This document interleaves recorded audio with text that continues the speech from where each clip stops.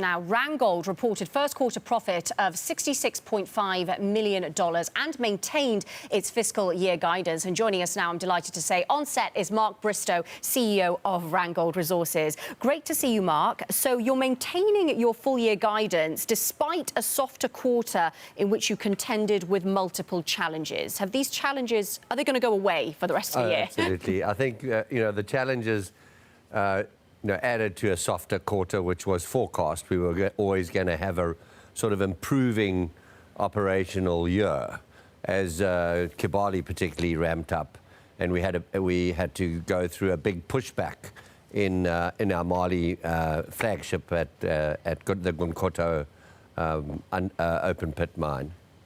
Let me ask you a little bit about what's going on. Good morning, Mark. About what's going on in the DRC, because you along with you're part of a group of 7 miners lobbying for major changes to the mining law there. Have you had any response from the ministry yet? Has they responded to the group? No, we are engaged on a number of fronts, of course, yes, as you can imagine. And really, we represent a much broader base, but those are the key investors in the DRC.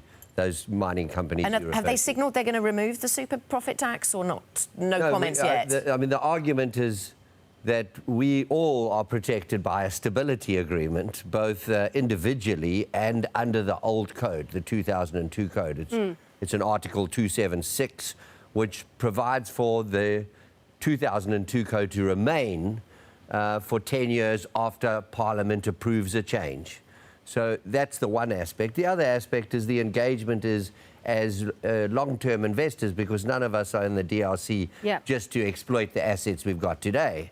And DRC is a country which has enormous wealth, and it's always failed to bring it to account.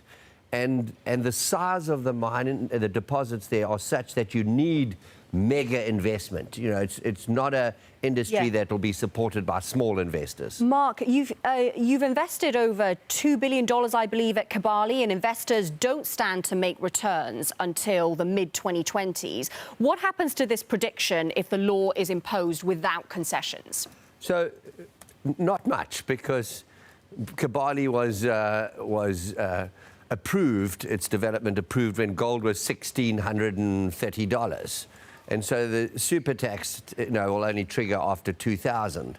And it's also in a very remote part of the country, and the new mining code has a Article 220 that provides for special arrangements in what they call landlocked assets. Sorry to interrupt, just to tell our viewers, we're bringing you live pictures. President Trump arriving at Joint Base Andrews to meet with the 3 US citizens who were detained in North Korea, who have been released by the Kim regime, all part of the geopolitical stage setting, of course, for the meeting between these 2 leaders, and something that markets are interested in focusing on, part of the mood music, I guess, in terms of risk appetite. Let's get back to Mark, though. Leave that geopolitics there for the moment. Congo, another part of the Randgold story that we want to talk to you about then this morning, Mark. Randgold, your activities in northeast Congo and your expectations for what you might find there. Update us on that. Yes, I think Congo's always been about the copper deposits in the south, and really that whole point about the mining code change was actually driven, I believe, by maybe the state mining company wanting more. But really, Congo is not only the copper deposits in the south. It's got enormous opportunities, diamonds, oil, and gold in the northeast. And what we've done is open up a new frontier to the DRC, which has really been sort of dormant since independence, effectively. And the opportunities are enormous. The challenge is the infrastructure and getting there, and that's why you do need a code that supports long-term capital. Managing costs has been a big part of not just for you, but for the industry in general recently. With this new law that we've been talking about, have you factored more costs in because of that? Yes, I think that's the point we're saying to government, is be careful about overdoing things, because business miners will just change the way they mine the ore bodies, and then you end up over-exploiting or high-grading deposits to make a return for your shareholders.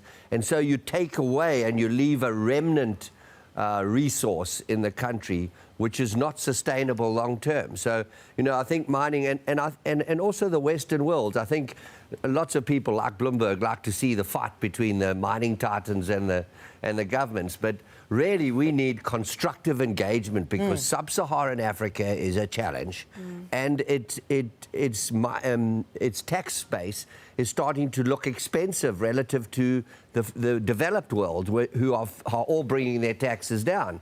Yeah. So it needs and we need to worry about bringing that young population in sub-Saharan Africa into the global economy. And one of the first steps is unlocking the natural resources for the benefits of the people. Yeah, I mean, I don't think Bloomberg likes fights of any variety, Mark, so we're with you on that one. But tell me about the gold price at the moment. We can't let you go without talking about it. Are you happy at, where are we, 1,300 or so? 1,300 is good. I think if you listen to everyone last time we met and at the end of last year about, quantitative tightening and all the sort of stability and the good news and growing economy, one would have thought the gold price would be down, but it's been very resilient. And I think there's still a lot of anxiety in the world about whether this is just, a product of populist politics and people have to always tell a good story, or whether it's genuine. And I believe it's the former. And so, gold is telling us that people are not all in agreement with a rosy outlook.